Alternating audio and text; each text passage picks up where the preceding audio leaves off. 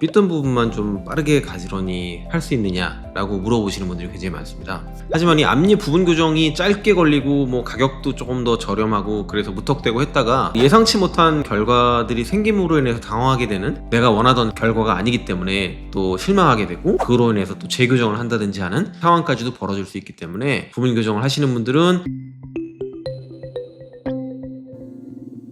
안녕하십니까. 80도TV 교정과 전문의 강시원입니다. 오늘은 앞니 부분 교정에 대해서 좀 얘기를 해볼 텐데요. 우리가 교정 치료하는 이유 중에 하나가 이제 앞니가 삐뚤은 게 가장 큰 것 중에 하나잖아요. 앞니가 삐뚤면은 말하거나 웃을 때도 자신감도 떨어지게 되고, 삐뚤 부분만 좀 빠르게 가지런히 할 수 있느냐라고 물어보시는 분들이 굉장히 많습니다. 하지만 이 앞니 부분 교정이 짧게 걸리고 뭐 가격도 조금 더 저렴하고 그래서 무턱대고 했다가 예상치 못한 결과들이 생김으로 인해서 당황하게 되는 그런 것들이 생길 가능성이 굉장히 많이 있거든요. 그래서 오늘은 앞니 부분 교정 치료 후에 벌어질 수 있는 일들, 혹은 부분 교정 치료를 하기 전에 알아뒀으면 좋을 만한 것들 정리해서 말씀드려 보도록 하겠습니다.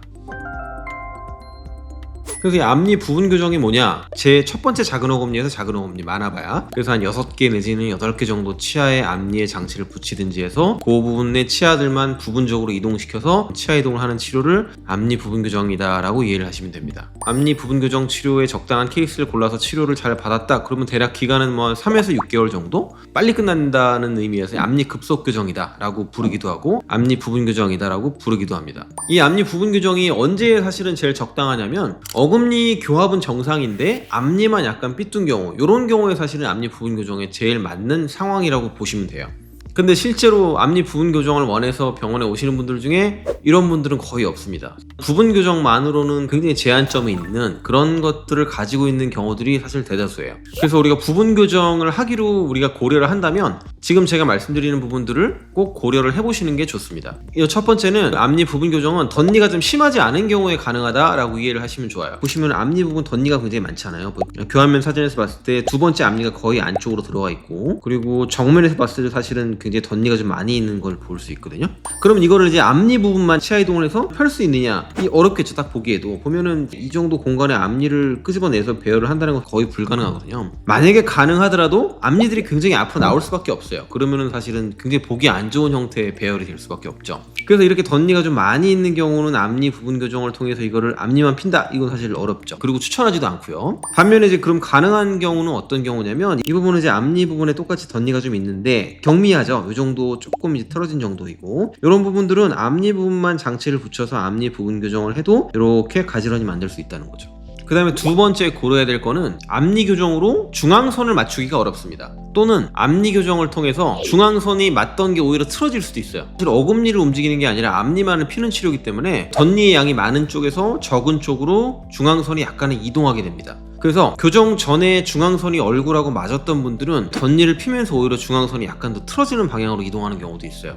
보시면 이 환자분 보면 앞니가 틀어져 있는데 이 가운데 선을 이렇게 걷을 때 오른쪽에 비해서 왼쪽에 덧니가 좀 많죠. 그러면은 이거를 앞니 부분 교정을 통해서 가지런히 한다 그러면 이 왼쪽에 앞니가 펴지면서 중앙선이 살짝 왼쪽으로 갈 수밖에 없거든요. 사진을 보면 얼굴에서 보면 이 얼굴의 가운데 선을 이렇게 걷을 때 원래는 윗니의 중앙선이 얼굴에 대해서 약간 왼쪽에 있던 것이 교정이 끝났을 때는 약간은 오른쪽으로 가 보이죠. 근데 이분 같은 경우는 교정 전에 중앙선이 왼쪽에 있었으니까 얼굴에 대해서 오른쪽으로 가는 건 오히려 중앙선이 맞는 방향으로 이동하니까 더 좋은 그런 케이스가 되겠죠. 하지만 그렇지 않은 경우도 있었을 거예요. 만약에 이 환자분이 덧니의 양이 오른쪽이 더 많았다 그러면 이 중앙선은 더 왼쪽으로 치울 수밖에 없거든요. 그래서 앞니 부분 교정을 하기 전에 좌우의 덧니의 양과 현재 중앙선의 위치나 이런 것들을 잘 보고 결정을 해야지, 안 그러면 교정했는데 이가 더 한쪽으로 치우쳐서 비뚤어져 보이는 그런 상황이 생길 수도 있어요. 그리고 우리가 생각해야 될 것 세 번째는 뭐냐면, 송곳니의 높이나 이런 위치들을 바로잡기가 굉장히 어렵습니다.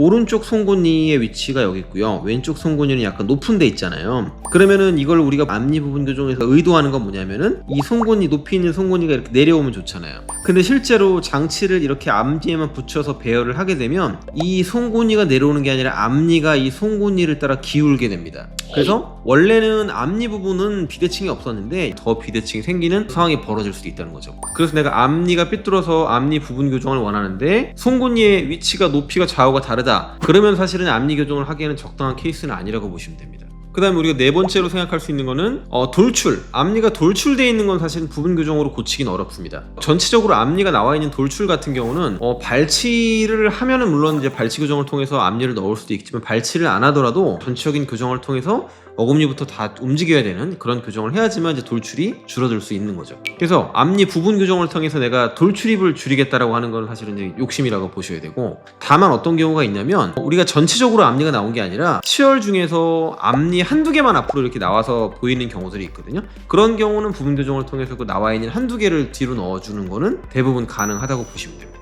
그 다음 다섯 번째 우리가 생각할 거는 앞에 것하고 연관이 좀 될 수 있는 부분인데, 앞니의 각도를 조절하는 거에 한계가 있습니다.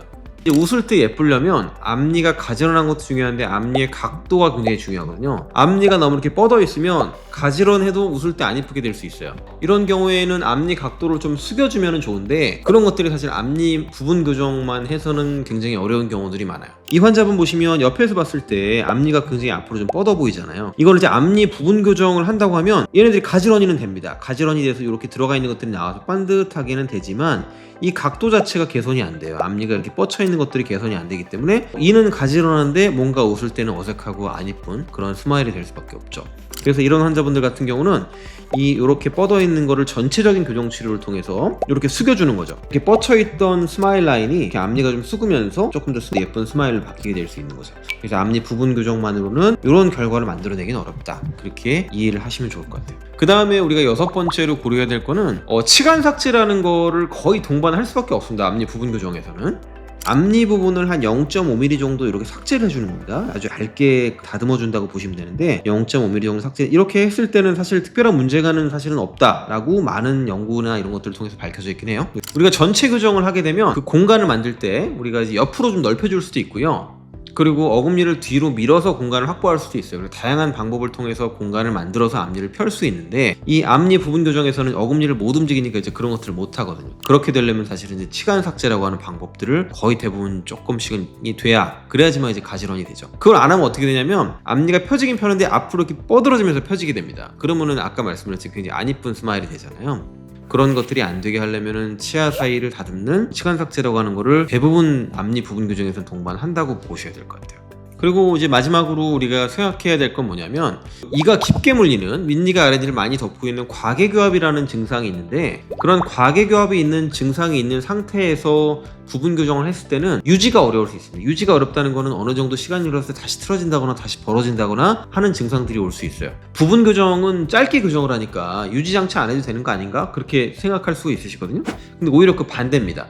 왜냐하면 우리가 이제 치아가 배열이 된 다음에 잇몸들이 재형성될 시간이 필요하거든요. 근데 전체적인 교정을 하는 거는 1년 반, 2년 이렇게 긴 시간 동안 하기 때문에 배열된 이후에 어느 정도 잇몸들이 자리 잡고 재형성될 시간이 확보가 되는데, 부분 교정은 배열해놓고 짧게 바로 장치를 떼버리잖아요. 그러니까 잇몸이 재형성될 시간이 없다는 거죠. 그러니까 사실은 부분 교정을 했을 때 오히려 유지를 잘 못하면 이가 더 틀어지거나 벌어지거나 하는 것들이 더 잘 일어날 수 있는 거예요.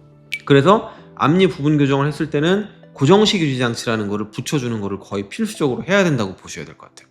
그런데 이런 고정식 유지 장치가 이가 위아래가 과계교합으로 깊게 물리게 되면 고정식 유지 장치를 붙일 공간이 안 생기게 돼요. 그러면은 고정식 유지 장치가 아래 치아에 씹힌다든지 자주 부딪힌다든지 하면 유지 장치가 떨어지고 다시 벌어진다든지 틀어진다든지 하는 증상들이 나타날 수가 있어요. 가령 이런 경우 한번 볼게요. 윗니가 아랫니를 덮고 있는 양이 굉장히 많죠. 사실은 윗니의 공간을 닫았다고 해도 여기에 유지 장치를 붙여놓으면 유지 장치와 아래 치아가 부딪힐 수밖에 없습니다. 그래서 유지 장치를 붙였을 때 유지가 잘 안 되죠. 자꾸 떨어진다든지 그런 것들이 생길 수밖에 없죠. 그래서 이런 깊게 물리는 과계교합을 고쳐줘야지만, 그래야지만 유지 장치를 잘 붙일 수 있고 유지가 잘 될 수 있는데, 부분 교정만으로는 이런 과계교합을 제대로 고쳐주기가 사실 어렵습니다. 전체적인 교정을 통해서 과계교합을 고쳐주고 그 다음에 여기 있는 공간들을 닫아주고 그 다음에 유지 장치를 붙여놔야지만 오랫동안 유지가 잘 될 수 있는 거죠.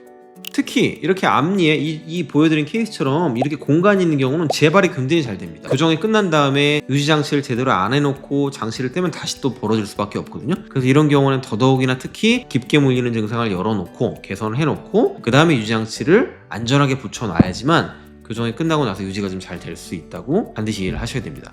이 환자분 같은 경우는 전체적인 교정을 통해서 과계교합을 개선했기 때문에 아랫니가 이렇게 잘 보이는 형태로 교합을 개선해놓고 유지장치를 아랫치아에 씹히지 않는 위치에 붙여놓으면 오랫동안 유지가 잘 된다, 그렇게 우리가 이해를 할 수 있겠습니다.